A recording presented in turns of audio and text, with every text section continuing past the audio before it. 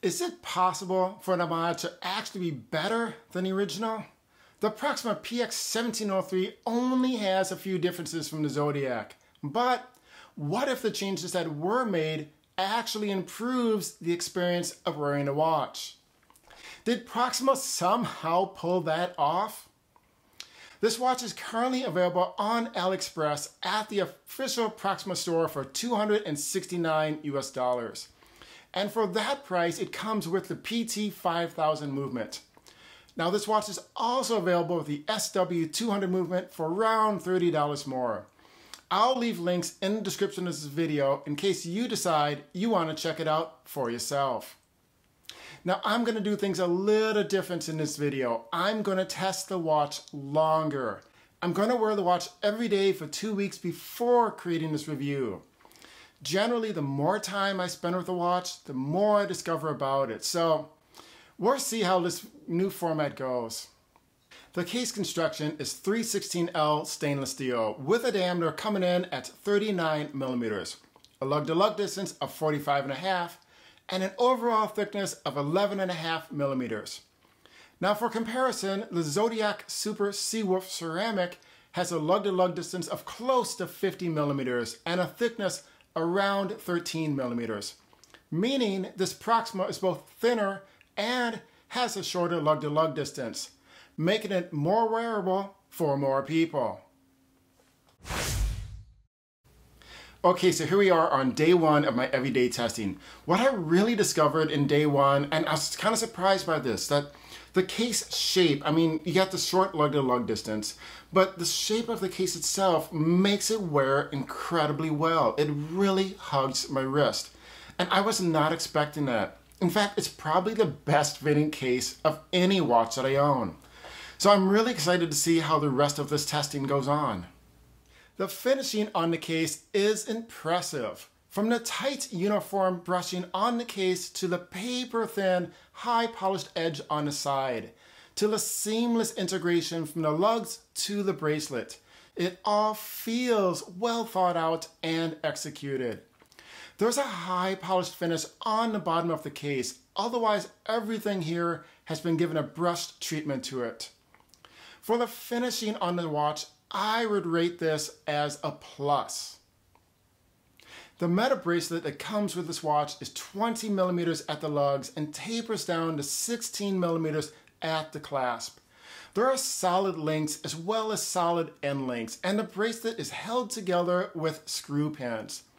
It also comes with a double push button release clasp and a milled scissor section. There are 4 micro adjustments on the clasp, and half links are included on the bracelet, so everyone should be able to get a good fit with this watch. For my 7-inch wrist, I removed 4 of the supplied links. The brushing on the end links has been done in the same direction as on the lugs, and overall the quality of brushing on the bracelet matches that of the brushing on the case itself. The bracelet is comfortable and has good articulation. If you decide for some reason you don't like the bracelet, the quick release spring bars makes changing it out a breeze.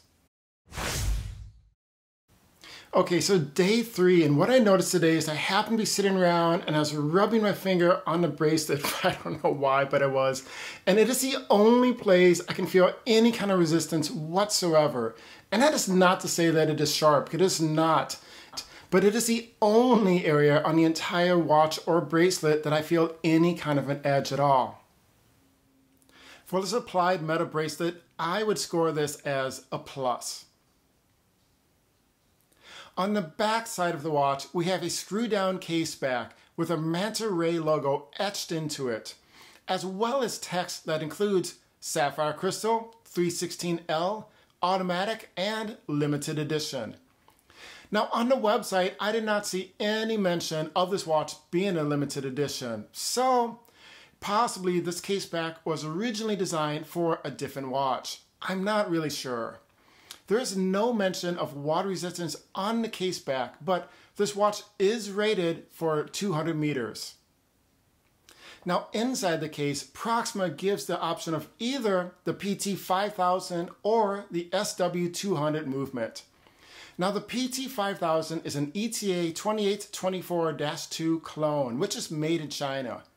I did have a few reservations about this movement, but first let's go over the specs. The PT5000 movement has 25 joules, 28,800 beats per hour. It has a 38-hour power reserve. It does hack and it does hand wind. Accuracy is plus or minus 12 seconds per day. Now, as I mentioned before, I had some reservations, and here's why. I've heard a lot of mixed comments about this movement, including people whose watch actually broke from overwinding. But comments from people who bought a watch with this PT5000 movement installed by Proxima, they all had positive things to say. As part of Proxima's customer service, they sent photos of the specific watch I would receive. And that included this photo of my watch on a time grapher showing 2 seconds slow per day, which, sounds fantastic at first. So after a week, I've noticed a watch is 16 seconds a day fast. So, I do my test again and 16 seconds.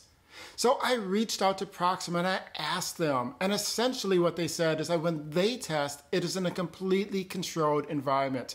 And that 16 seconds a day is still considered normal. Now, I'm sure that wearing a watch all day does make it behave very differently. But I wasn't expecting an 18-second difference from what they tested the watch at. This is exactly why I do what I refer to as everyday testing, because I want to know what a watch is like when you wear it every day and not what it's like in a controlled environment. For the movement, I would give it a neutral score since it's running 16 seconds fast. Now, I know it could be regulated more, but I also feel that's not something the average buyer would actually do.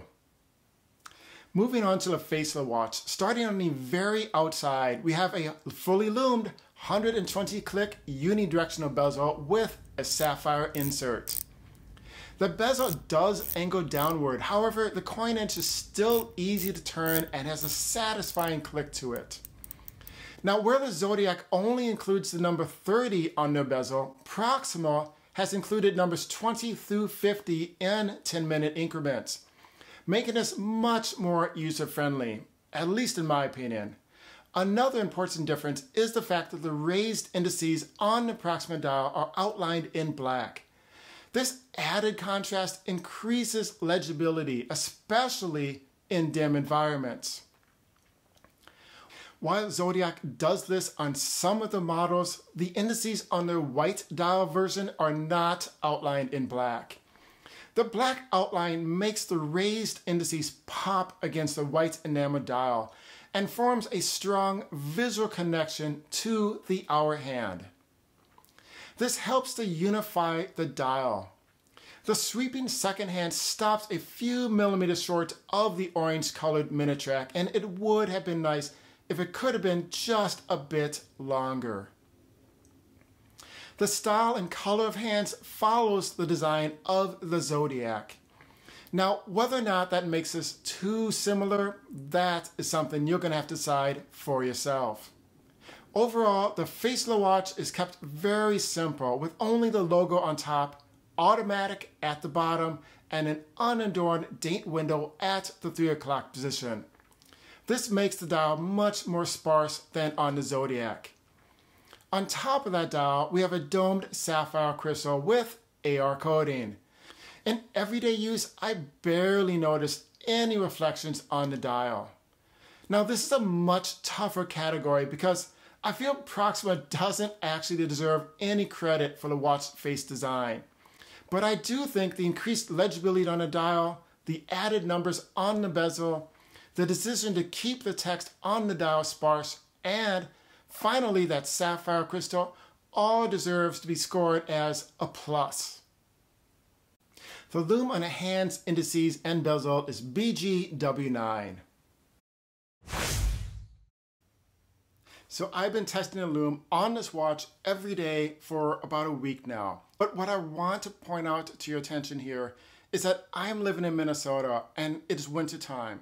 So that means the sun sets around 4:30 in the afternoon, long before I even get done with work. And the temperature has been in the single digits. So I'm not even taking my poor dog for a walk over lunch hour.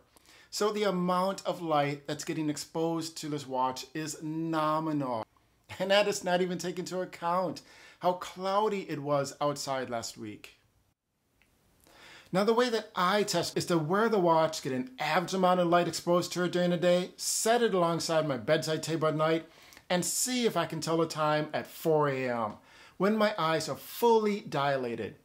This watch easily passed my lume test every day, regardless of whether or not I got any outdoor time in my day.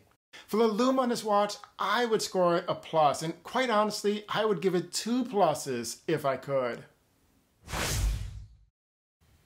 So as much as I like the metal bracelet that came with this watch, I thought, why not try it out with some other straps? You know, just for kicks. So I put it on this 2-piece light gray nylon strap with an orange stripe down the middle, and I think this could be a fantastic looking summertime option. Then I paired it with this orange strap, and okay, it turned out to be much more neon orange than I thought it was going to be. You know, I didn't think it was going to be neon at all. But I do think this watch could look great with an orange strap, just not this one. So it's been over 2 weeks that I've been wearing this watch. And my final score here is 4.5 out of 5. Yeah, that sounds really, really high, I know. But when I stop and I ask myself what I would change, the answer is absolutely nothing. After 2 weeks, I still like this watch as much as the day as it arrived. This watch is definitely finding its way into my personal collection. And with that, I'll remind you, buy whatever it is that you love. Your opinion is the only one that matters here because it is your watch collection. I'll see you next time.